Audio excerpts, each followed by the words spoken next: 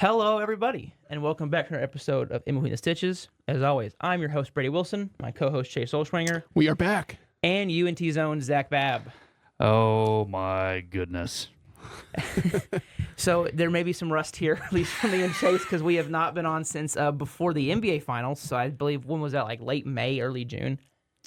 No, the finals started Early June? early June. Yeah. Yeah, Early I think June, I so- think we were somewhere in the Western Conference Finals last time. At No, least I we was. lost. Or what you were when you were here. Yeah, sorry, I'm thinking Western Conference Finals of the NBA. Oh, the Sorry, NBA, I should okay. No, you're good, I you're should good. preface that. The last time I was here, so Yeah, it somewhere is- around there. Okay. We just could not schedule the summer. It is, but it's slim pickings. So, but we're back. It is now currently, so that's August 21st. As day of recording, maybe listening to this at a different date, but we're back. That's the important part. It should be back on Wednesdays. Hopefully, should be out late afternoon. Yep. As usual.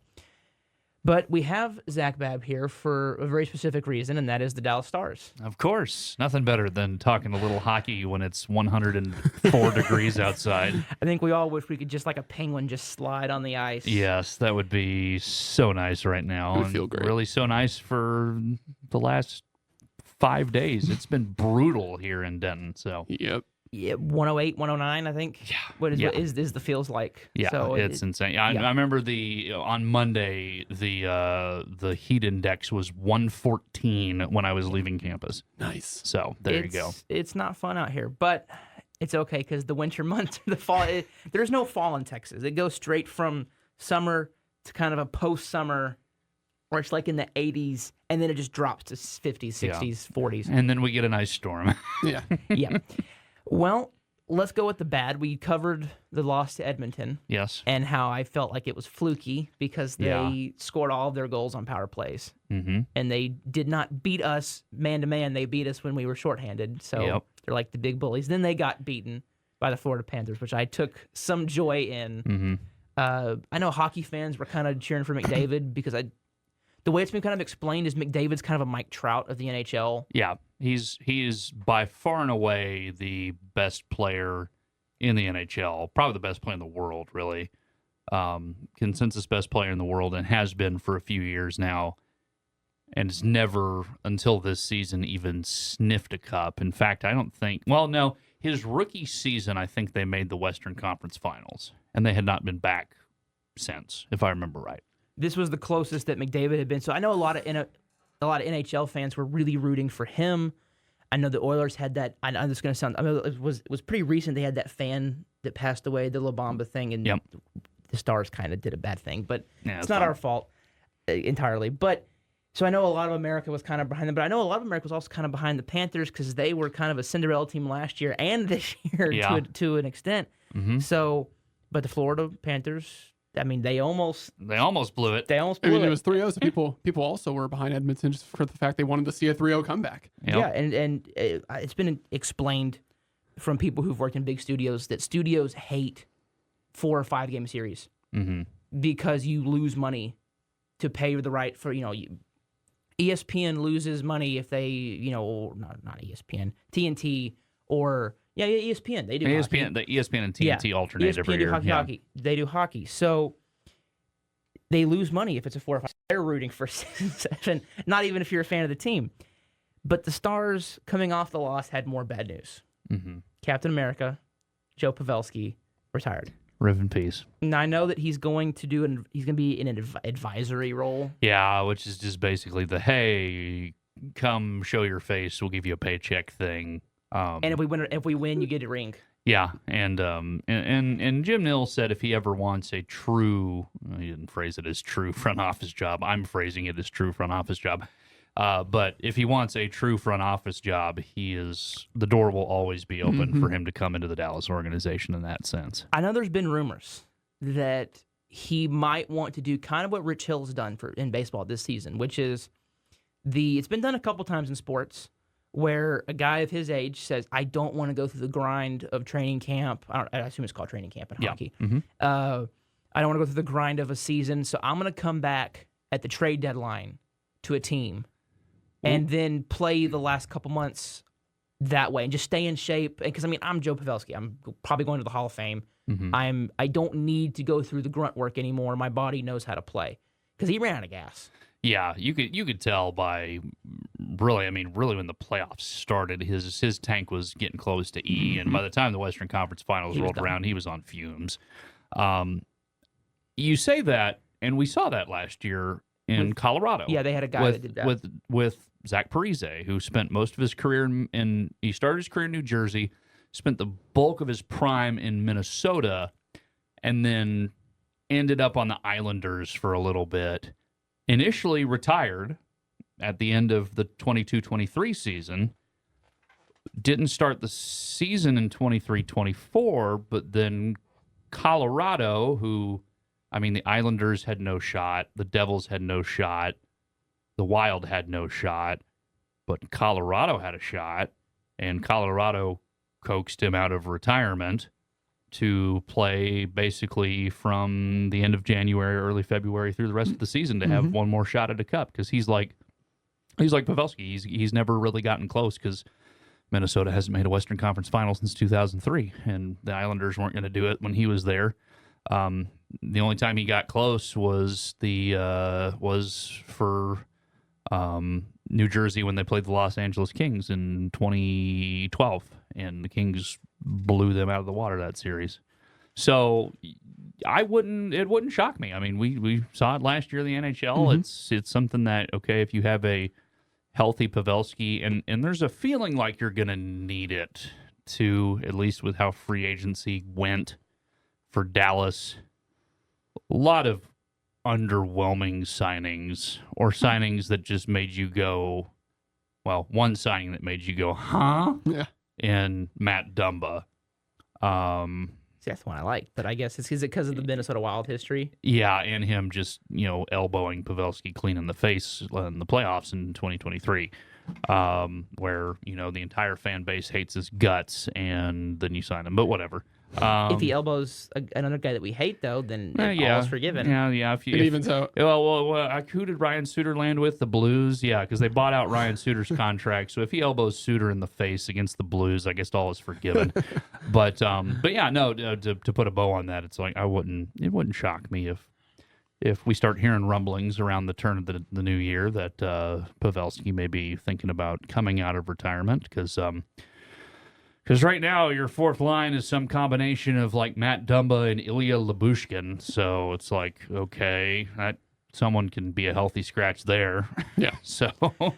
Yeah, with Pavelski's Chase, Well, I was just going to jump. I don't know if we had more to talk about. I don't want to cut you off. No, it's fine. I was just going to say, looking into next season now, what is the potential for the Stars? Did they get better in the offseason? Did they get worse? Did they stay the same? What is next season looking like? Man, I feel like it's hard to say, because I think Jim Neal bet the house that his farm is going to really produce this year. Yeah. That's the thing, is there's just I could see it going either way, because you're betting so much of the house for 24-25 on whether or not Logan Stankoven takes another step forward, which, by the way, he's still eligible for Rookie of the Year next year, because he didn't play enough games in the NHL to lose his rookie status this season. You have Maverick Bork coming up. I mean, Bork got into one regular season game, one playoff game last year. That was it. He was flying around, though. It would not shock me at all if he makes the team out of camp. And I think the way the roster looks, I think he has to make the team out of camp. I think that they're betting that he will. And then you have, on the defensive side of things, you have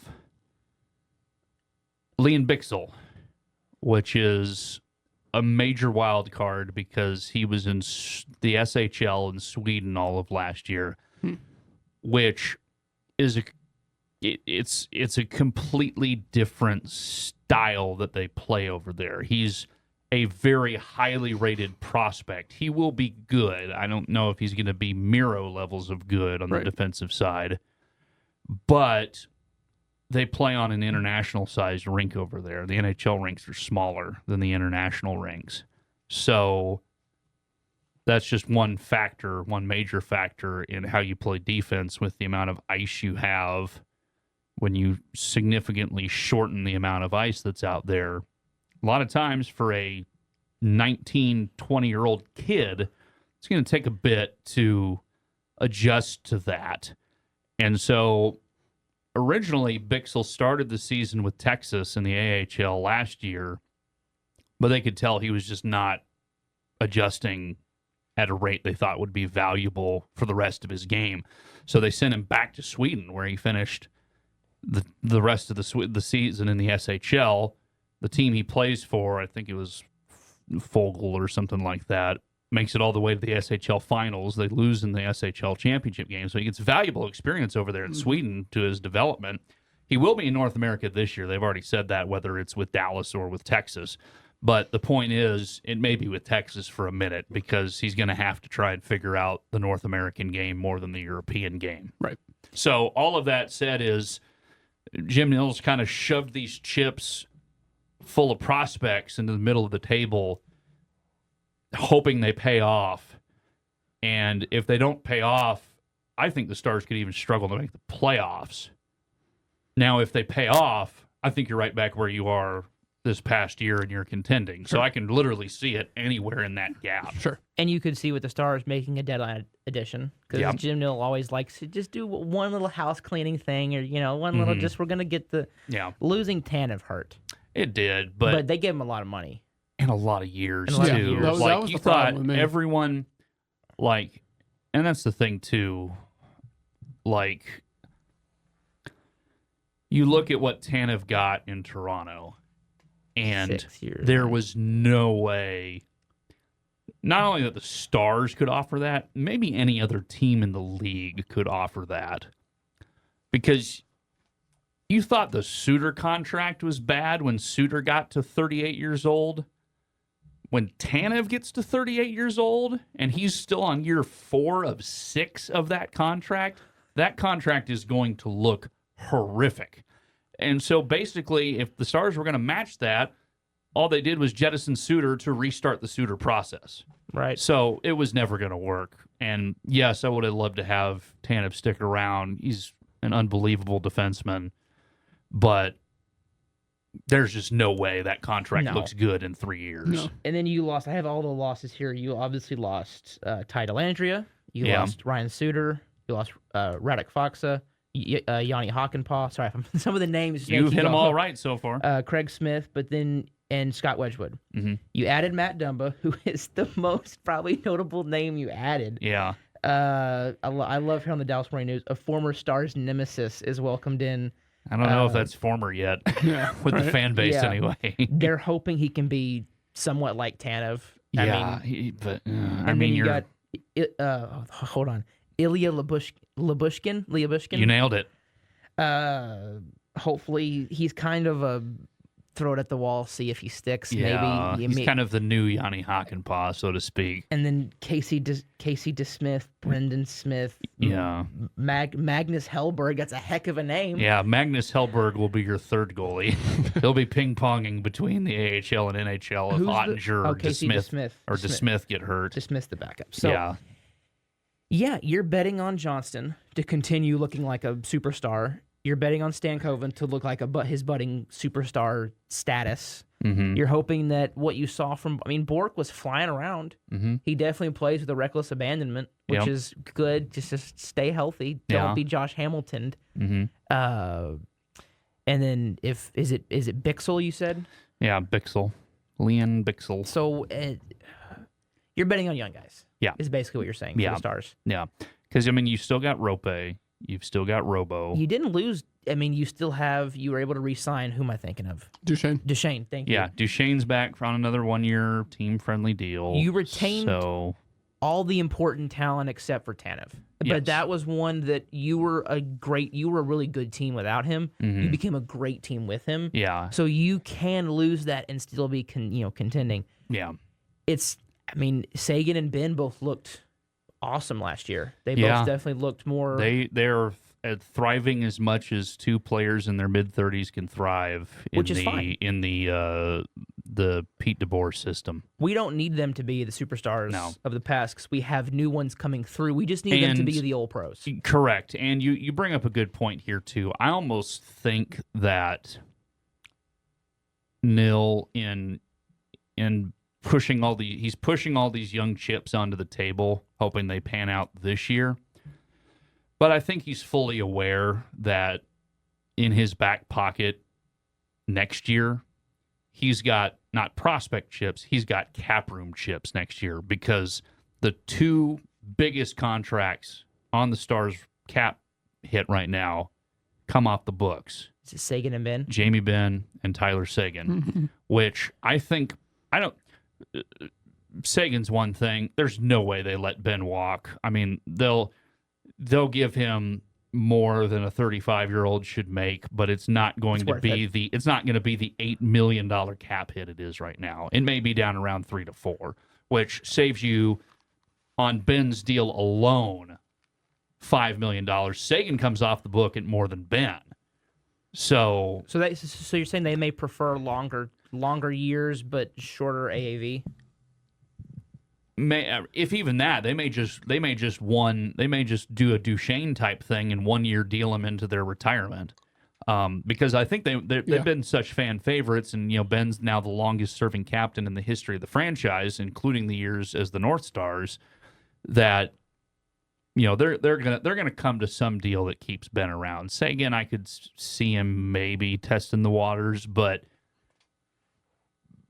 it still would not shock me if they start doing Duchesne style deals with the both of them, of just 1 to 2 years, $3 to $5 million a year, keep him in a Stars jersey, type things. Yep. Because then at that point, even if you've now got Ben and Sagan on the third line, well, now you've got $10 to $12 million extra dollars in 25-26 to go sign whoever or pay for some extensions on your young guys who will be hopefully better by then than they would even be this year. So cap flexibility is always important. That will come up later with the Dallas Cowboys. We will be back on the cap space stuff then, but hopefully the Stars can. I mean, like I've said, there are 3 GMs in DFW Sports that you trust. Jim Nill's one of those. Yep. That whatever he decides, he has earned the right to me. Whatever he decides, I'm going with. Yep. Because same with Nico, same with Chris Young. I know, shocker, Jerry Jones is not on that list. Mm-hmm. Again, surprise. Will come up later, to be continued. But yeah, Stars. Hopefully, it's going to be a wild card of a season. That's for sure. It is. Yep. And hopefully, we're not a wild card team. Right. Which even then, I feel like we can run. You never know. It's hockey. You've had 8 seeds win the cup before, so you never know what'll happen. Well, Zach, thank you for joining us. I'm sure we'll have you on before the season. Appreciate y'all. Yeah, looking forward to it. We're down to about a month and some change. So I forget basketball and hockey are just tiny off seasons. I will say, I'll add one more thing. It's nice when your teams do go as far as they did because they're not gone for that long. Yep. So they get the you get the short off season. The Mavs. It felt like the Mavs just ended a couple months ago, which they did. They did a couple months ago. They did, right? They did, but it doesn't seem like it. Like they're back in a couple months. Whereas the Cowboys, it feels like a lifetime ago. Right. That it was that horrific. And it's felt like a lifetime for about 30 years now. Yeah. So. Well, thankfully, I wasn't alive for 10 of them. So. Zach, thank you. We will have you on again before the season starts. Appreciate y'all. Thank you, Zach. There goes Zac Babb, the voice of the Mean Green. Now to the Mavericks. So we're continuing the positive before we get to the negative, because that's coming in the next 2 after this. But the finals, I think, went about as we weren't expecting much because it was the Celtics. Had some fun memories watching. I think it was Game 3. 4. What? 4 was when we won by 40. No. I'm sorry. I'm thinking Game 3 when it was close. Oh yeah. And we had I was at church camp, and that was fun because I promised them that I wasn't going to be on my phone during service, but there were times where I'd go to the bathroom and right. what's the score? I would get alerts, but I wasn't watching it. So I had a couple guys next to me that were, hey, what's the score? Oh, what's that? Oh, come, and then it was like we're happy, then we're sad, then we're happy, then we're sad, and then it was really sad. Then we were able to get the game after service was over, and we watched the last minute and just watched the epic. When Luka implosion. fouled out, and that was kind of where it was. And you look back at recapping the series, just because it's been so long since we've been back on here. The series ended in 5, and not saying that I was expecting that, but I wasn't expecting more than 6. If you win game 3 and then you're able to do what you do in 4, well, now you're 2-2. And you have guaranteed one more game back in Dallas. So it losing that when we lost game 3, I went, it's over. Maybe we can scrap out a win in game 4, which we did more than scrap it out. Yeah. But if we can just avoid the sweep, I don't want to get swept. Getting sweep sucks, not only for the networks, but for even as a fan of a sport, I don't like sweeps unless my team is the one doing them because they're just not fun to watch. Because you're just watching a team just utterly dominate. Right. And like you said, unless it's your team, you want to see your team dominate. Unless it's your team. And that's what we did versus the Timberwolves. But which was a lot of fun to watch. Game 2 was also close, if you remember. I mean, that was... That's right. 1 was not close at all. One was not, and that's, typical from the Mavs. They always try to get their feet wet when it comes to game 1s, and they always bounce back very well. That's what kids do, very well at coaching the team, bouncing back in that game 2. And if you remember, there was, I think it was PJ Washington had a fast break layup. It was blocked, and that was a chance to cut it to 1, I think, 2, something like that. And then I think we ended up losing the game by 5. But that was a close game, and you're like, okay, well, we showed some fight. Let's win game 3 and 4, and we'll see where we go. And then game 3 happened. Luka fouled out. The game was over, and that was pretty much the series.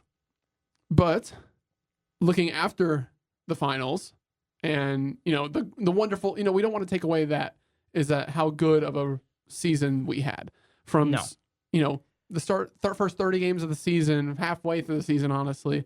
Where you're like, oh my God, is this team even going to make the play-in? You can't have back-to-back years with Luka and Kyrie miss the playoffs. They're gone.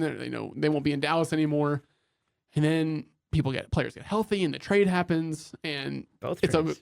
Both trades, right? Or did you say trade or trades? Trade, but I meant trade as in PJ and Gafford. It was so nice, and that just turned the season around. And from questioning even making a plan to making the NBA Finals, and now having this wonderful offseason, which we'll get into here in a second.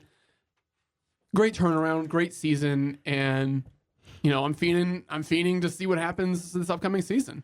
Now, I always try to give credit on the show where it's due, and Chase, I got to give you credit because you absolutely nailed it with your predictions that you were spouting the last 2-3 weeks of the season, and that was, I may even be quoting right now, nobody wants to face the Mavericks. Right. You were adamant that I started saying that last year. Well, I know that, but you, especially when we had Gafford and PJ, that was more hopeful fan. Now you actually had more, I won't say results, but you had more results to back up the nobody wants to see the Dallas Mavericks in the playoffs. Oh, sorry, we got the Rangers on, and we have 3 hits on the day. By the way, it's 0-0, bottom of the 9th. Jonah Heim, classic game. A throwing error by Isaiah Kiner-Falefa. Rangers legend. Yippee-ki-yay. Anyway, back to the Mavericks. So we have an outburst. It'll be because the Texas Rangers are on and we're about to walk it off. Yeah, you were saying it. You were calling it. So you get your little applause here. Thank you. For absolutely nailing that prediction that nobody wants to see us. Clippers, I felt confident about. OKC, it was very similar to the Rangers where I felt like if we win the first series, we're going to win the second one. Not taking away from OKC, but they were like Baltimore last year. Young, inexperienced, and we have a lot more experience on our team, including, even at coaching and everything. And so I felt like you beat the Clippers, the more veteran, kind of savvy team like the Rays, then you go beat the Thunder, a.k.a. the Orioles, and then you run into potential problems in the conference against the Wolves. But so pretty aside from, I don't remember what they ended OKC with. How many games? 6. Was it 6? Yeah. It felt like we played better than that. Same with the Timberwolves. I know they got 1 game, but it wasn't even that close. You also got to remember the first, after game, I think it was 3 or 4 in the Clipper series and the whole Thunder series, Luka wasn't, he was hurt, and people seem to forget that because listen, he wasn't. It's not to say he wasn't good, because obviously he was good even though he was hurt, but he wasn't good. Luka's hurt is still better than most NBA players. Right. He wasn't good, but he was still putting up 20 a game, but like it was 20 a game. And that's just like, that's Luka's putting up 20. Like, you're not going to win with that. No. But you had the outburst of PJ Washington versus the Thunder, and PJ averaging 15 to 17 in that series was the reason, I'd say, the reason we won that series. Yeah. Role players, which we talked about throughout, when we first started talking about what the Mavs are going to need to make a run in the playoffs, we were talking about, guys like Derek Jones Jr., PJ Washington, Hardaway, but who knew Hardaway wasn't going to work out in the playoffs. But guys like that needed to step up. It couldn't just be the Luka Kyrie show. It needed to be the other guys, and the other guys stepped up. And it was a magical season. I think it was. It was a great season, and I'm not mad at what happened. I wasn't expecting to beat the Celtics. I was just happy to be there. So, of course, I was upset. I know everybody was upset that we didn't win. But it just gives you, that feeling for next season where, like, okay, we were that close this season and we got better going in the offseason. We'll see what happens with this upcoming season. So, yeah, the offseason, we can go over that. Yeah, do you want to talk about the offseason? Obviously, my guy, 555 left, which I was very sad about. Right. But sign Najee Marshall, so you feel like you improved there. Hardaway gone. I hate to say you got rid of Hardaway, and that makes you feel a lot better, but he was a liability. He was a liability. But they also upgraded. Yeah, give me a second. I had the stars on here, and then now I need to get the Mavericks. Oh, go for it. You can if you remember players. Oh yeah, of course, ahead. I remember everything. So that sounds like me. I remember everything, of course, naturally. No, so the Mavs gave up Hardaway for Quentin Grimes. That is an upgrade. That's right, Grimes. Quentin Grimes is younger. Quentin Grimes is more talented. He is better on the defensive side of the ball, and he's better on the offensive side of the ball too. But it's just a full upgrade with there. You got rid of Derek Jones Jr., who people were gonna miss, and it was unfortunate what happened because it doesn't seem like he wanted to leave and that we wanted him to leave. The whole necessary. situation with him doing something, switching agents or whatever it was, messed up with his contract situation. And Nico's like, I can't wait with this. And so we just let him go. Yeah. And he ended up taking he was expecting maybe 15 a year at most, which would have been great for him. But he ended up getting like 9 a year, 10 a year, something like that. So Hardaway is a fine player. The issue with Hardaway is that when he's in the game, his shot selection is poor. And if he's off, and he does not know when to stop. Yeah. He just continues chucking up shots. Yeah. If Grimes can just play more controlled, he will automatically be a plus. Which he is. And he's better. He's better on the ball. I mean, it's weird to say if he's a better shooter or not, because we all know when Hardaway is on, he is a great shooter. I'll go with this. I'll say Grimes is a more consistent shooter because he's still a great shooter, but you're not going to get those cold streaks that you got with Hardaway. But going back to Derek Jones Jr., you're going to miss the high-flying action, lobs, dunks, flashy plays, right? But you look at it, and you got Najee Marshall, who is better at everything except verticality. Are you kind of hoping he can be what Grant Williams wasn't?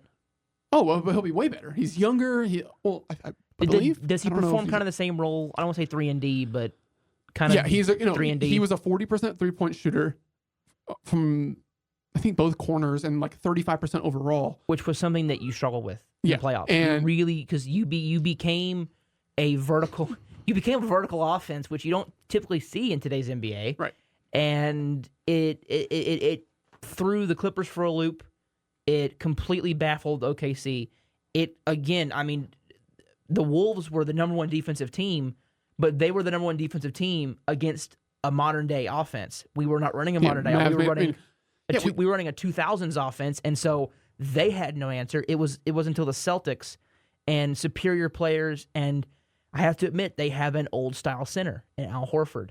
None of the other teams, their old style centers. Well, the problem was Horford came off I guess he didn't come off the bench, but Horford was a problem. Well, right, defensively. but their lineup is so good from top to bottom, and there's with Porzingis and Holiday and Brown and White and Tatum, there's no weakness in that starting five. Literally none. There is no weakness, and that's kind of what shocked the Mavs because superior talent. Yeah, Porzingis can just sit at half court, and Gafford has to guard him from there, and Lively has to guard him from there, and then you isolate somebody. Yeah. With a wide open paint, and then that's just everybody has to help, and they swing, and there's 5 different shooters around the perimeter. They're good at everything. And that's unfortunately, and they were due for a championship, unfortunately, and the Mavs had to run into them when they were due. You know, it's not an excuse that I'm saying the Celtics were a 100% better team and they were 100% deserving of it. But Mavs just ran into them when, you know, there was really no answers. And then the final, well, I will say before we get to the big offseason, addition, Marshall was great because he's an unbelievable defender. He's one of the peskiest defenders you'll ever see. He gets in your face and he does not let you leave until he has the ball. Right. So that's going to be great to watch. Great, better scorer than Derrick Jones Jr., better shooter than Derrick Jones Jr. The only thing he doesn't have is, which he can still dunk great, obviously, but he doesn't jump over the backboard to dunk the ball. That's the only thing that Marshall doesn't have that Derrick Jones Jr. has. But I feel like, again, you have guys that you can lob Of course, to. yeah. Lively and Gafford can run that. You can still run a variation. I mean, clearly that should be a very big part of the offense next season. Of course, yeah. Because it was working, and I think this is one thing about sports that I love. People always try to reinvent the wheel, and it always frustrates me when I see people try to do that, because what I feel like you do is just, okay, what was working 20 years ago that they made a counter for, that now teams don't have a counter for it. Teams don't really have a counter for a more vertical style offense, as the Rangers walk it off on a walk-off single from Wyatt Langford. Hallelujah. We were able to win a game. We will only be out of the playoff run by 10 games now. We won a series, Chase. Can you believe it? We actually won a series. Amazing. Have not done that in a while. But you definitely should incorporate it, because I feel like I was saying sports operate in cycles, right? What was working 20 years ago, and then they made a count, and then people countered it. So then we made a new thing, and now people started to counter it. So now if you go back to what was working 20, 30 years ago, I'm just saying, but then the big one. Well, before we get into the two more additions that the Mavs made, I know you're forgetting one, which I'll remind you here in a second. But people seem to forget that Lively, and Gafford was working on it, but I don't expect him to be out there as much. But Lively, people seem to forget, he is going to be out on the perimeter next year a lot as well. He is going, every time he was in the pick and roll, he would roll. He would roll the basket for a lob, and if the lob wasn't there, the offense would have to reset and go somewhere else, right? He's going to be popping now. He's going to be shooting the ball from outside. And as he showed in the game, what was it, game 4 versus the Celtics, where spot up three, money, but he's been working on it, and that will be added to his game next year with 3-point shooting, and that will make him even more of a threat, because, if he pops, you got to worry about him. If he rolls, well, guess what? He's one of the best lob catchers in the league. Yeah. He's going to dunk that too. So that's going to make him even more of a threat when you add that 3-point shooting. But now just before we can wrap up so we can get into the next topic, Spencer Dinwiddie was the final. That's right, Dinwiddie. Welcome back to Dallas. That's fine. I mean, that's my great. issue is that he kind of bashed us, and then now it's coming back. Right, but he has love for us still, and I think he still wanted to be here, even when he chose to go to the Lakers. It's okay. You wash it down. Yeah, he's back on the team. He was great. He was part of the Western Conference Finals run. He has a great role. He'll be that backup guard. He's fine. Just come off the bench. Yeah. Don't suck. He'll be a great guard. He will probably replace Josh Green to an extent. Yeah, I mean, sure. Yeah, I think he'll be more of a, the Exum minutes. Now, Exum's still on the roster, but the big one. But yes. And again, we got to give Chase the flowers. And this is one of the guys I called as well. Absolutely. I get credit for Evaldi. I don't think we had the show at that point, but no. I was dead set on Evaldi. You were dead set on one guy. And I wasn't sure if we would do it, / if I really wanted to, because he has not looked good at times with Golden State. But he's still a Hall of Famer, and that's Klay Thompson. Yes, Klay Thompson is a Dallas Maverick, and that is just something that it's crazy to say. You want to improve your 3-point shooting. In terms of name, there's not much better you're going to get. People are looking at Klay's final game last year. It was over 10 in the elimination game in the play-in game for Sacramento. But people, and I don't think you know this, you're probably going to be surprised by this. You know what Klay averaged last year? I'm going to guess 41%. Points per game as well. Am I high on that? Points per game as well. I'm going to say 18 points per game. You're spot on. Actually. He averaged 18 points per game on 40% shooting. Which is fine by me. 18 points per game. Well, listen, as great as Steph Curry is, the greatest point guard of all time. as great as Steph Curry is, and yes, I said he's the greatest point guard of all time because he is the greatest point guard of all time. He's not the playmaker that Luka and Kyrie are, right? He doesn't draw as much attention when it comes to. I got to rephrase this because obviously Steph Curry is the greatest shooter of all time. He has all the eyes on him when he has the ball, but he doesn't draw enough attention as Luka and Kyrie because they are better at getting to the basket. And with Luka also being 6'7", 230, you isolate him, well, Luka's just going to score every time on you. Yeah. So Klay averaged 18 a game without a true playmaker. He's getting two better playmakers now that are going to be ball dominant, who are all eyes have to be on at once. All eyes have to be on. When Luka and Kyrie drive, there's always going to be help. There's always going to be backside help.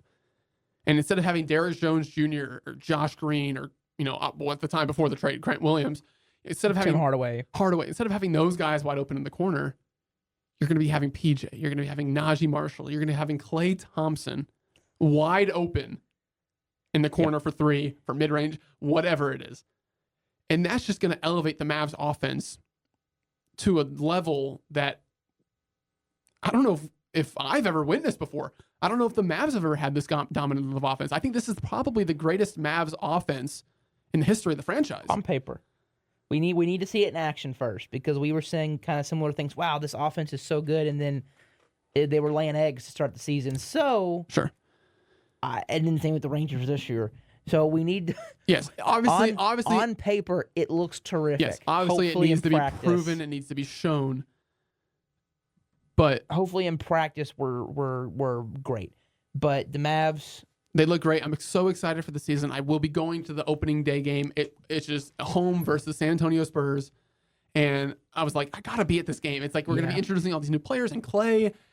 You feel the way I felt last season for the Rangers. After having Seager and Simeon, I know different success rates, but we brought in Seager and Simeon for a year. Then we bring in DeGrom and Evaldi. It's like, okay, I got you had to be there, right? And you were there. Right. DeGrom is starting opening day. Completely understandable. You got to go. I mean, I'm considering going tomorrow, starting for Saturday, I think it is. Where is in Frisco? Yeah. Yeah. I'm considering it. I mean, how often do you go see Jacob DeGrom in a minor league stadium? I think it'd be really funny. All right, kid. Welcome to Double A. We want you to try to learn Double A here for the last couple weeks of the season. And we're going to have you hit lead off for us today. Oh, great. That's great, Skip. Who's starting for Frisco? Well, about that, a little guy named Jacob DeGrom is going to be starting for Rough Riders. Right. But anything else for the Mavs? No, just amazing. Always got to say, hopefully everybody stays healthy. And, with all this time off, Luka, as much as we wanted to see him in Slovenia, do well, get healthy. They got knocked out early, and they didn't even make the Olympics. So, I'm not as a Mavs fan, you look at it like, yes, Luka gets to stay home and he gets to get healthy, and he's going to be, he's going to be in great shape to start next year because we all ended the season with his injury and just watching him move not as fast as he moved during the middle of the season. So Luka's going to be back to normal, and Kyrie had a surgery done early in the offseason, so he'll be good to go. And everybody's just working and getting healthy, and everybody needs to stay healthy. And I'm just excited for this season. It's going to be fun. You hope. Yeah. And just, see if they can repeat what they did last year. Now to the Rangers. And now it gets dark. We feel good because we won today, so life is happy. But what do we move to? We moved to 59 and 69. Currently, we were 11 games out. After today, that may change. But Astros at lose today. Well, I said back before I remember saying stuff like this that, hey, I'm not panicked yet. If we're still like this going into September, then I'll be panicking. At this point, I'm not even panicking. It's been a slow realization that it's probably not going to happen for us this year. Right. And anyone that knows me knows that until we are mathematically eliminated, I always have hope. I just can't help it. But it is hard to have hope watching this team win on, I think it was 3 hits going to the bottom of the ninth, and then you get a guy on an error. Garcia singles, and I think that I think that a wild pitch or a double steal or something because they got second and third. Yeah. And then Langford singles was that 4 hits and you win 1-0. I mean, that's just it's fine every now and then, but that's not always conducive to winning baseball.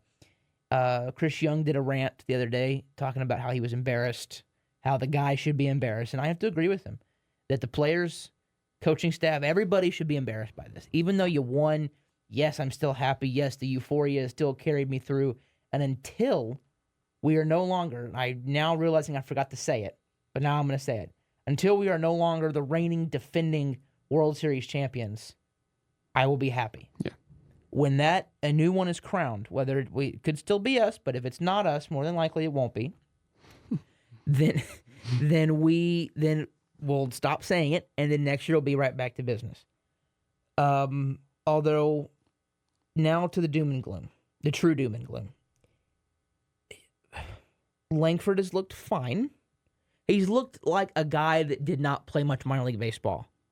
So you rushed him a bit, but you felt confident. He's looked, obviously today, he's had his moments. He's flashed. Next season will be, okay, flash more often, and we'll be fine. Hopefully, Carter's back issue is not a lifetime issue. Yeah. Backs are weird. Things happen, and they never get better or they never improve. If Carter can be fully healthy, we're fine. My worry is that there's like a 10% chance that his back never gets healthy, and he either is hampered the rest of his career or, God forbid, he has to retire because of a back issue. And that means a guy that had so much talent got a half season of, not even a half season, 2 months of Major League Baseball. Well, okay, more than that because this year, but it's unfortunate. Just praying that he gets better, A, for him and also for my team. Right. So selfishly and for hopefully he gets better. That way he can do other things, help his family after baseball. Because I don't want to see anybody crippled. No. The other doom and gloom is that Evan Grant says that the percentages are still more than 50%, but they drop very slowly, that Chris Young will not get a new deal. Now, I'm saying 50% that he will, but that number keeps dropping very slightly, he says. If Ray Davis does not re-sign Chris Young, now I don't care what the reason is. I really don't. I don't care. You are a billionaire. You own a sports team, you're worth billions. So you can't tell me you don't have the money.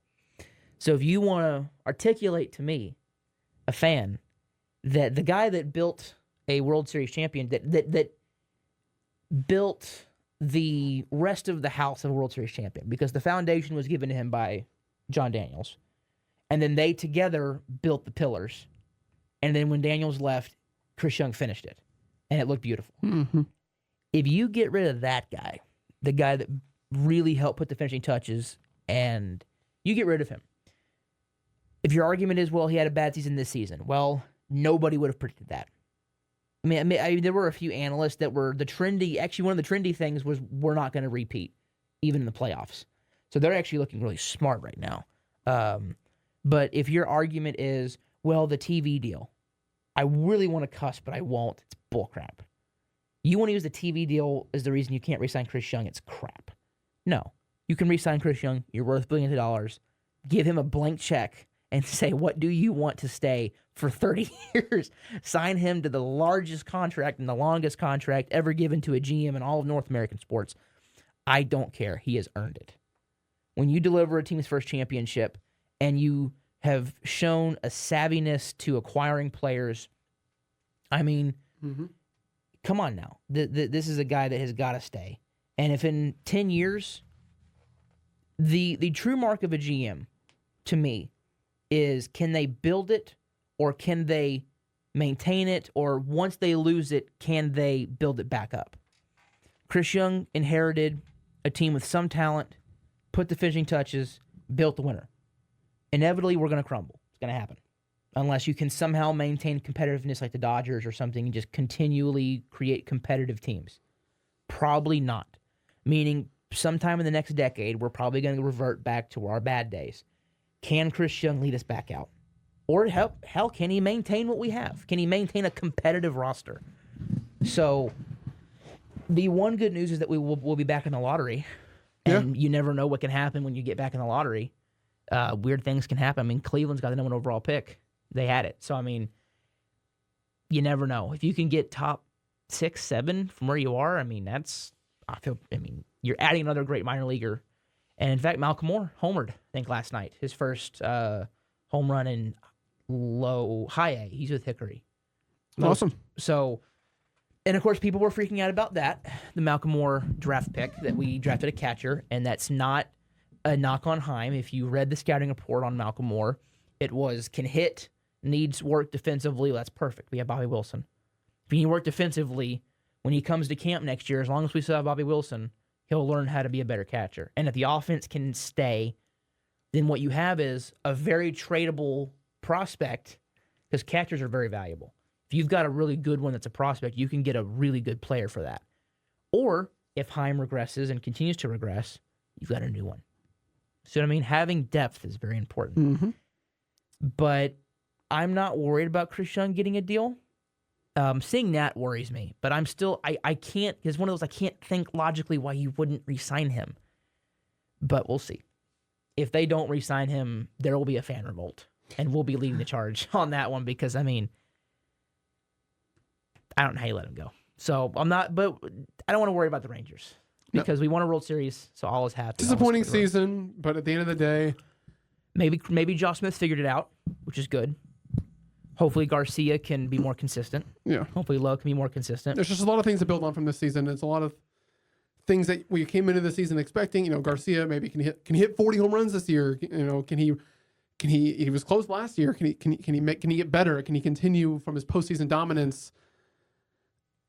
Yeah. No.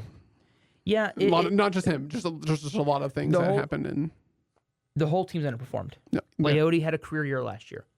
He's kind of reverted back. People want to say that Heim and Lowe, I don't want to say Garcia, but Heim and Lowe had career years, and they're reverting back. Heim I can deal with because he's a Gold Glove caliber catcher, and until he loses that, then we let him go. If you can't catch or you can't hit, you're not going to play. But if you can catch, and if he hits 230 with 10 to 15 home runs, you take that from your catcher. And he's a switch hitter, which means he creates the you can't match him up. So he provides enough offensive value as long as his defensive value remains kind of where it is. Lowe has shown a lot of success in the past, but has always been a streaky player. And his issue is that when he's hot, he either doesn't stay hot long enough, or his hot is a bunch of singles and just, you know, Garcia's hot is a week where he hits 8 home runs, hits 500, and knocks in 100, 20 runs. Lowe's hot is not as good, but he's still a quality first baseman. I'm not ready to give up on him. I'm not ready to give up on any of the players. No. Maybe Leote, but that's just because we give him so many chances, and he's only had one decent season. Well, the thing is, if everybody was healthy, Leote would not be playing. No. Your outfield would probably be fully healthy. Carter in center, Langford in left, Garcia in right, Smith DHing. Right. And then you just give Langford a DH day, Garcia the DH day, let Smith go up Seager there. a DH day. Yeah, I mean, because Smith can play anywhere. If you need to play left field, kick somebody over to center. You need to play shortstop, Seager's DHing. You need to play third, Young's DHing. So you have a good team on paper, have not performed that way this season. And basically it's re-sign Chris Young, and we'll see what we do. Yep. Reshuffle the deck for next year. That's about all I got to say about the Rangers. Because then we got to get to the next team. And it's going to be more rants. Yeah, let's keep these final 2 segments to, the Dallas Cowboys. Should we even? I mean, it's all been covered. We can start with the absolute double flusher of an offseason that it's been. On a positive note, the last 2 weeks, every move they've made, I've loved. Yeah, that was one thing I was going to say. It was like the things we did this season when it comes to letting people go. Obviously, we didn't sign anybody, but the people we let go were the right decisions. We have signed 2 notable free agents, and I say notable in the sense that an average NFL fan would probably know who they are, at least heard the name: Kendricks and Carl Lawson. What about Jordan Phillips? Huh? Jordan Phillips? Phillips is one of those. I think he's a solid player. A team would. I'm saying the average fan. The average fan would definitely know Kendricks. Yeah. The average fan would probably know Lawson because he was a very well-known college player as well. Phillips is one of those, if you've been a fan, you've probably heard the name because he's been around since 2015. Phillips, I love. Kendricks, I mean, you swapped out Nashawn Wright for Andrew Booth. Yeah, which was great. And I was a big fan of Booth. I had a top 15 first-round grade on him. In fact, I actually went and found that because my 2022 notes were all on memo pads. I have now upgraded to Google Docs, but they were all, and I went back and I found his. He was actually the first one I did, and everything I said showed up in the Raiders game. Can tackle. He was tackling well. High motor, those kind of things. His long speed's a question. What was the first target? A guy where the guy just beat him with long speed. So clearly, maybe I was spot on Andrew Booth.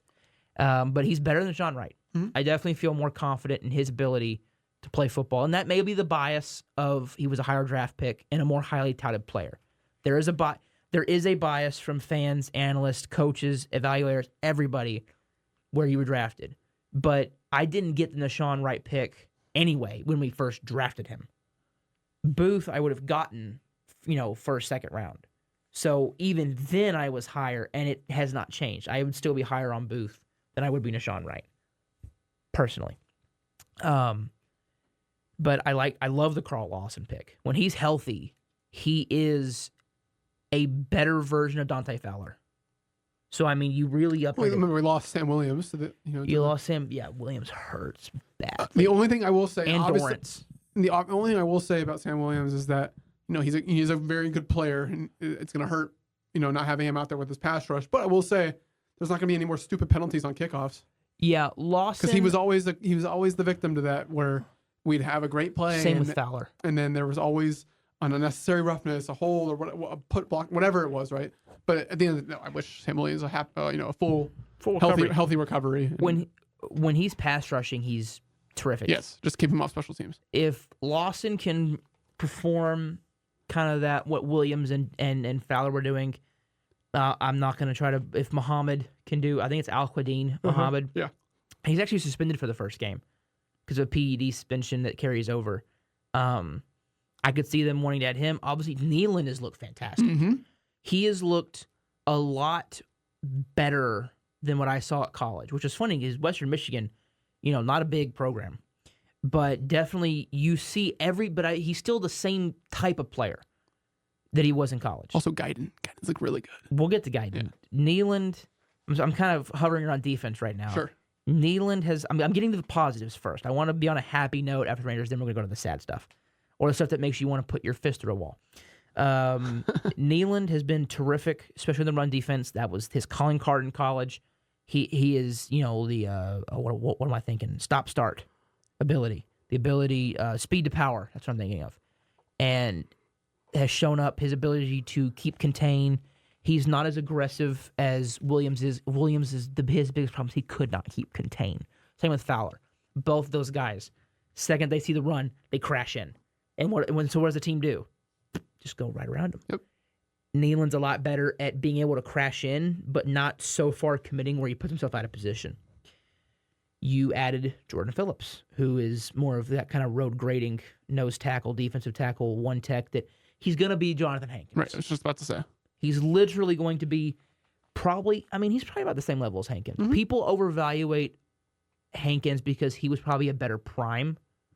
Hankins was also really good for us. He was really good. I think Phillips can be what he was. Mozzie has looked better. Still some work to do with Mozzie. You still feel confident about your best two. You feel really great about 3 of your 4 rushers. Osa, you feel great about D-Law, and you feel great about Micah. In fact, Micah will probably be more. I see him as Anthony Barr. Maybe a little bit more pass rushing than coverage than Barr was. But they were very similar players coming out of college. Very similar. Parsons was not an edge rusher. He was an outside linebacker that would rush the passer, stay in coverage. Barr did the same things. I believe Barr was UCLA. Zimmer, very similar players. Don't get caught up in the fact that Parsons has been a primary pass rusher in his career in the NFL. He's still a very similar player to Anthony Barr. I've liked what Zimmer's done on defense. I like his... I'm trying to think of the right words to say because I don't want to disrespect Dan Quinn. Dan Quinn's defense was less about being technically and assignment sound and more about go get the football. Mm-hmm. Because if we create turnovers, we win. That was what the Dan Quinn defense was built on. When we got turnovers or sacks, right, or big tackles for loss, we got splash plays, we were successful. When we did not get those splash plays, i.e. Buffalo, and you have a team that can expose your biggest weakness, and that is that you are sissies in the run defense game, for lack of a better term, then you're in a really bad spot. Quinn's defense relied so heavily, and the Packers really exposed that we don't need to be assignment sound. Go get the football. And it's a fine way to run your defense because you can be very successful running your defense that way. The problem is that if those turnovers run out, you're in trouble. Quinn could never adjust when the turnovers ran out. Zimmer is more of the Belichick style. Do your job, stick to your assignment, and the splash plays will find you. Yeah.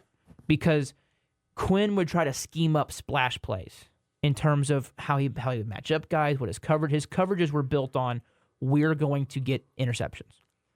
Zimmer's are built on, we're going to stop them from moving the football. And you guys are good enough to get to... Dan Quinn did not, either he didn't recognize or he had success, so he thought it was him, that Trevon Diggs and Deron Bland are ball hawks naturally. You don't have to scheme them to get the football. Right. So people are worried about that. That's not going to change. We're still going to get after the football. But Zimmer, from what I've seen just in preseason, it has looked more like a complete defensive scheme. It has looked more fluid. It just looked better. It has just looked better. So hoping that we get an improvement there from game to game on defense. Guyton and Beebe had a great game against the Raiders. Guyton also looked great against the Rams. I think Guyton was also, he got rated the highest grade for offensive lineman. Something like that. Guyton. So it was something in that regard, highest grade or something when it comes to preseason offensive tackle rankings. Guyton worked with Duke. I believe it's Merriweather. He's based in DFW, I believe. He's an offensive line. He's one of the most famous offensive line kind of private coaches, and Guyton worked with him a lot in the offseason, and it shows. A lot of the rawness in his game is gone.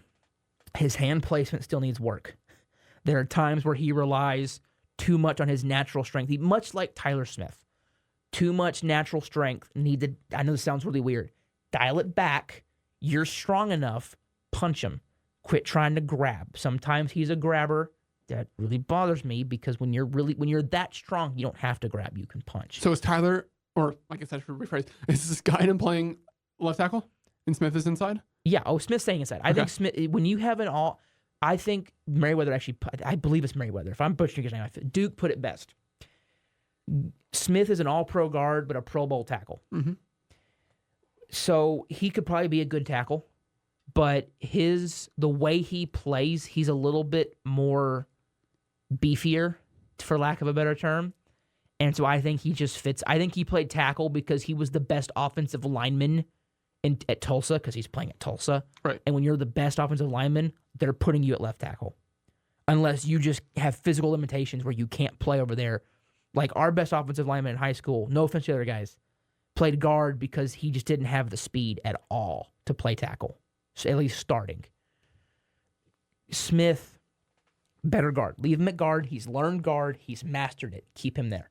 Guyton is your tackle. Okay. You're not going to put a 6'7" guy at guard. That would not work, in my opinion. He's a tackle. I see him starting week 1. It could change. I see no reason why you wouldn't start him week 1. The only reason I could see is you don't want him facing Myles Garrett. But if there's any guy that I think, especially on our team, that could combat him, he can combat him. He's got the power. So it's just going to be... Sure, he'll be doubled up. I'm sure they're going to throw everything at Guyton this year. You're going to see a lot of blitzes off that left side. If I was a coach, that's what I'd be expecting. I'd be putting in extra calls to make sure we're straight on that left side. Because Smith, yes, he's experienced, but he's still a little bit young. You may have a rookie center and a rookie left tackle. BB's really come along as the center. So I could see them, depending on who they're facing and how they look, Hoffman starts 1 week, BB starts another week. I could see that. But it's nice that you have two options that I like, because what both may lack in technique, they make up for in power. Mm-hmm. And Biadasz was pretty technical and was high effort, but boy, he doesn't have the power to play center. I hate to say he's a backup. He's a guy you put in when you need to, not a starter, but that's my opinion. What else am I missing? Mike McCarthy should not be the coach, but here we are. Mike McCarthy is the head coach of the Cowboys, so I gotta swallow my opinions and just hope he doesn't screw up again in the playoffs. Because again, he's been great in the regular season. Mm-hmm. That's wonderful. But you've also had an abundance of talent, and you haven't had injuries. You haven't had, knock on the desk here. You haven't had injuries decimate you, and yet you've managed one playoff game, one playoff win, and have looked really bad in all three that you've lost, including the last. Well, you didn't in terms of the first one. You lost to Jimmy freaking Garoppolo. I know that's Dan Quinn's side of the ball, but your offense ran a QB draw with 15 seconds left. I know it was Kellen. I don't care. You're the head coach. It falls on you. Then you beat Tampa Bay. Then you go to San Francisco, and your defense kept you in both San Francisco games. Mm-hmm. And the offense could not muster much. And then you play Green Bay. And that was just... And Dan Quinn looked bad. Mike McCarthy, everybody looked bad. So I don't think he should be the head coach.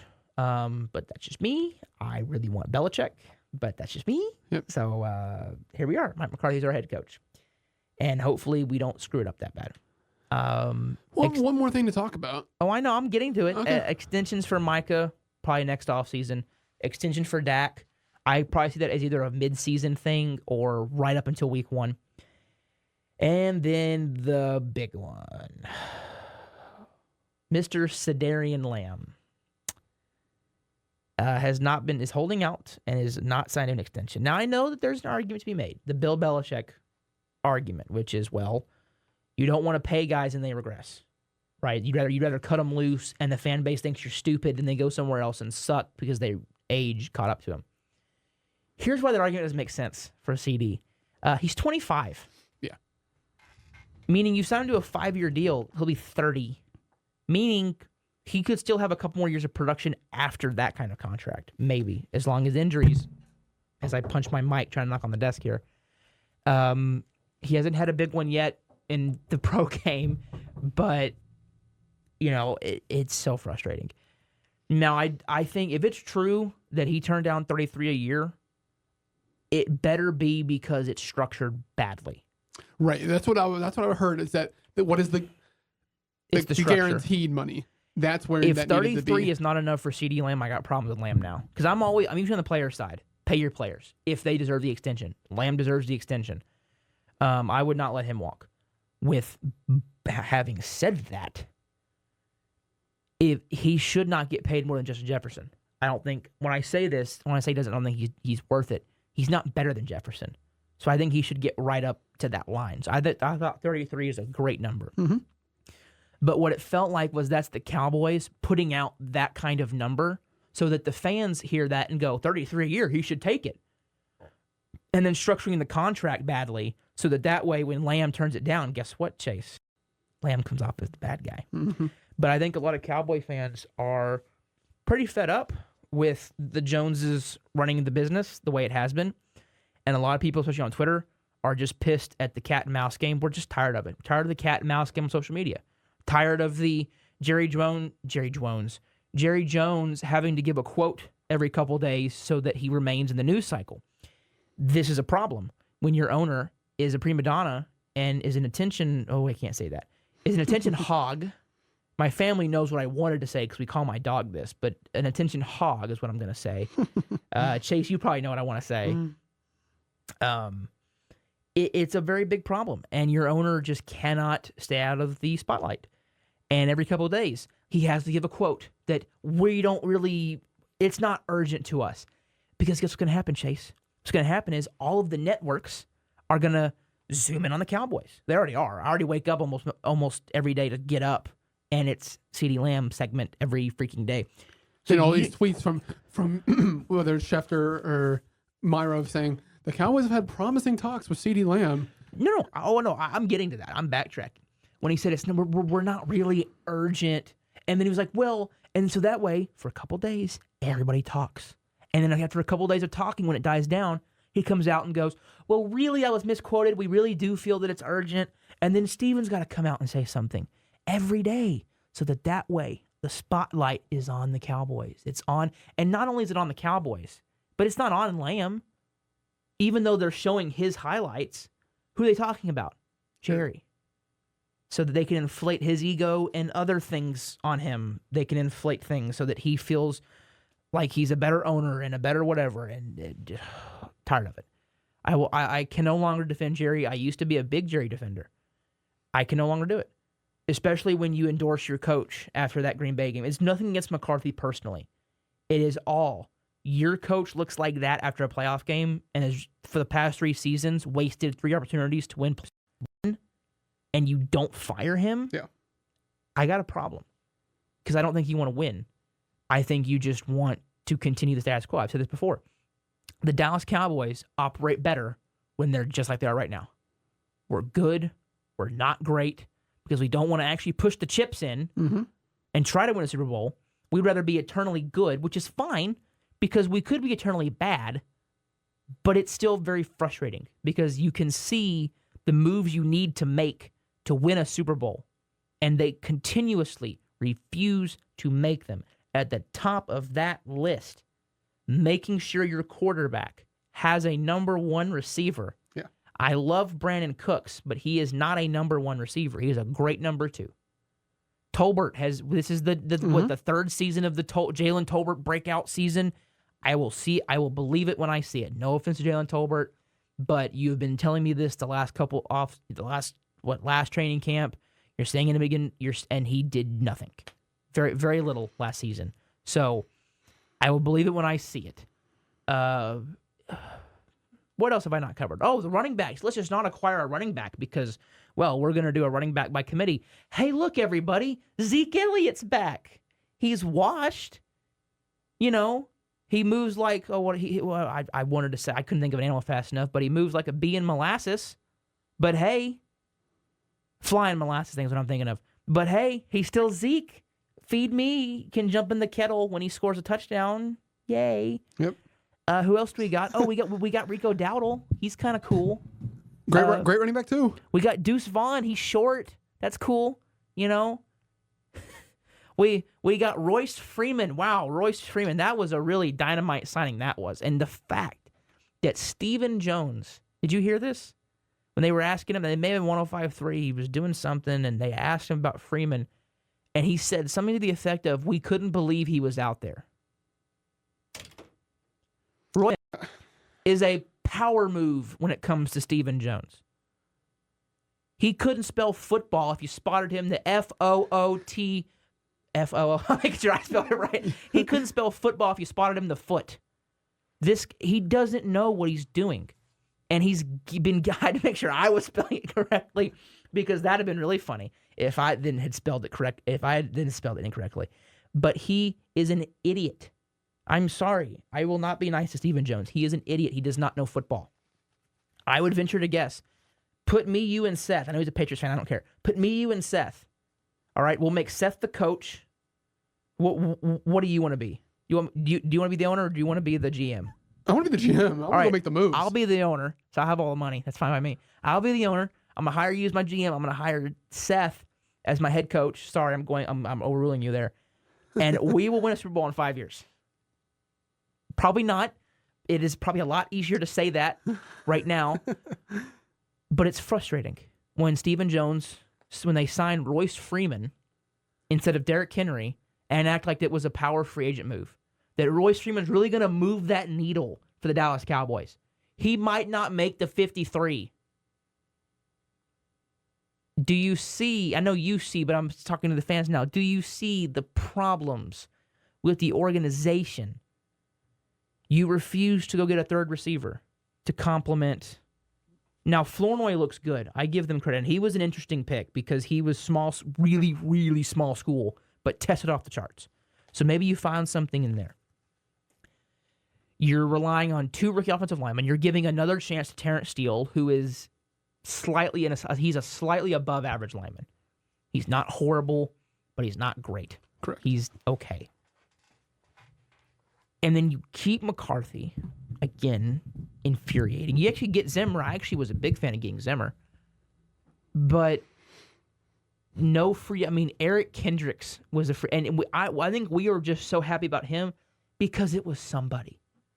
We were saying, and then it goes back to those 2 words, those 5 letters All and in. a hyphen. I think there may be a hyphen in there that Jerry Jones said.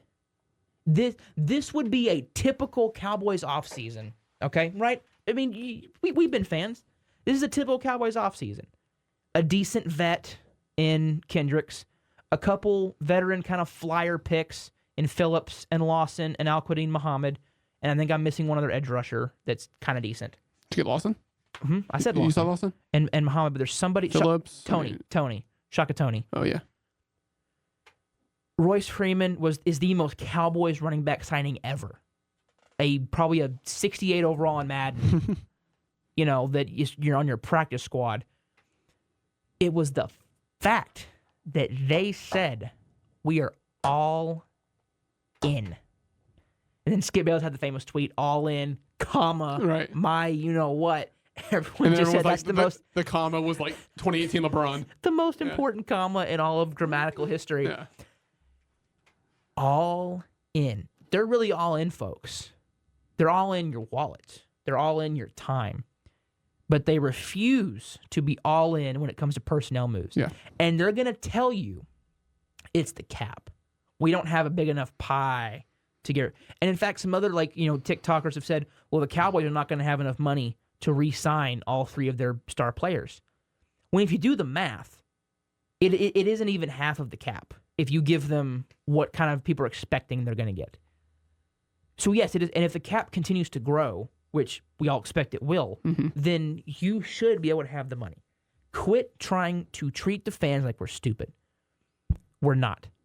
Some are. But there are stupid people in every fan base. There's stupid people everywhere. In every area, in every fan base, every sport are going to be the fans that don't know what they're talking about. Yes. That are just going to be NPCs about the Dallas Cowboys. They're going to go to the games. They're going to tailgate, wear the jersey, and not care. We care. That's where this is coming from. I care about this team, and I want to see them succeed. And they continuously fail to make those moves that really move the needle. They fail. I was fine with letting Pollard go. Everyone you let go, I expected. Mm-hmm. Hankins kind of stung, but everybody else fully expected to be off my football team. No doubts about it. Dorrance and Hankins hurt, but I really expected Dorrance because I figured he'd probably want to follow Dan Quinn. Yeah. I expected, to be honest, I expected Pollard to go. I was fine with letting Pollard go because I don't think you should pay running backs. But I figured they had a backup plan. I figured they had a guy in the draft they really liked, or they had a free agent, Derrick Henry, that they really liked. I wouldn't even been mad obviously we didn't get Henry, but I wouldn't have been mad if we didn't get Henry, but actually called him. Yeah. But the fact we didn't call him. They didn't even call. Like if we called him and we tried to negotiate something and he was like, you know what, I'd just rather go to Baltimore. Fine. Somebody just got, I can't remember who it was, but I think somebody just got traded, or there was a move that just happened. And everyone was like, the problem is the Cowboys are not going to, I think it may have been Ayuk. And it's like, look, here's the thing. He hasn't been traded yet. I know. It may have been somebody He's was traded. He's not going to get traded. It may not have been him, but it was somebody. And everyone was just like, well, here's the thing. I'm okay with the Cowboys not making that move. What I have a problem with is that they probably didn't even call. That's just it. Call. Get a feel for where the guy's at. It is very frustrating. This is going to be the first of probably a very, very large amount of Cowboy rants to start the season. This is the first one. Next season will be reviewing next week. Did I say next season? Next week we'll be reviewing our last year predictions. Then the next week, which is the day before the first game, as I have every episode I drop my pen. It is a tradition. In the next week, which is the day before the first game, I think it's Baltimore, Kansas City. Should be a great game. Then we will do our preseason predictions, what we think. Because I don't like to do them during preseason because you never know who's going to get hurt. We didn't know who was going to be starting at quarterback for the Raiders. Minshew has been announced as that. that's interesting. They have a good roster. It's going to get hampered by a lack of quarterback. Yep. It's just, I mean, unless Minshew can pull one out of a hat. Bo Nix is QB1. But you have anything to add to the Dallas Cowboys? No, we'll just have to see what happens. Hopefully by the time we come in here next, CD will have a contract and Cowboys are ready to go. Because honestly, listen, you get CD back, the team's a wild card. The team, you don't, like, not really. I mean, probably a wild card. But Your division sucks. But like the team, you bring this whole team back with the additions you made in the offseason, and you have CD back. And I don't really want to say we got better, but we didn't get worse. Well, you didn't. You lost a lot of key depth pieces. You didn't lose many starters. Right, that's what I'm talking about. You lost one starter, if you don't count Hankins, that you really hate, and that's Tyron. You really hate to lose Tyron Smith. But then Guyton looks good. So you feel like if the rookies can contribute the way they've looked, you should be fine. Right. Your division sucks. Washington's going to need a year. Daniels is going to need time. Quinn's probably going to need time. See what happens with Washington. They may be 5-6 wins. I think they'd be a little better. I think they'd be a little better than that. I think that's where the Giants kind of land. Giants, it all hinges on what Daniel Jones can do. We know what Dable can do. We know what Malik Neighbors can do. My God, if he can just get open and Jones can get him the football, it's going to be a lot of fun for New York. Not fun for us. But past him, Slayton's kind of fun. I think Shepard's still there. Shepard's still there. Defense is kind of okay. Defense is fine. I mean, you added Brian Burns with they got Burns, with Thibodeau. Burns, Thibodeau, and Dexter Lawrence up front. I mean, that's a heck of a front. That's good. But when it comes to the Giants, you're better than them. You're better than Washington. Philadelphia has a child as their head coach, which is so fun. I hope they don't fire him because I just love that. It just makes him so more dislikable. But he's probably gonna be fired. This is my prediction. I mean, if they don't have a good start to the season, he will be gone. I think they're gonna struggle to maybe 9 wins, 10 wins, maybe. I think the Cowboys are gonna win the division because I think you have a weaker division. I think you're better than your division. The issue is when you face that team in Detroit, the team in Green Bay, and then you have the Niners. Of course, San Francisco, yeah. So you have how many is that? You have San Francisco, Detroit, and Green Bay. Green Bay, who I think we're a better team, are arguably better than you are. But Green Bay just has our number, so like even though we're a better team, so we'll see what Zimmer can do. We'll see what the team can do. Yeah.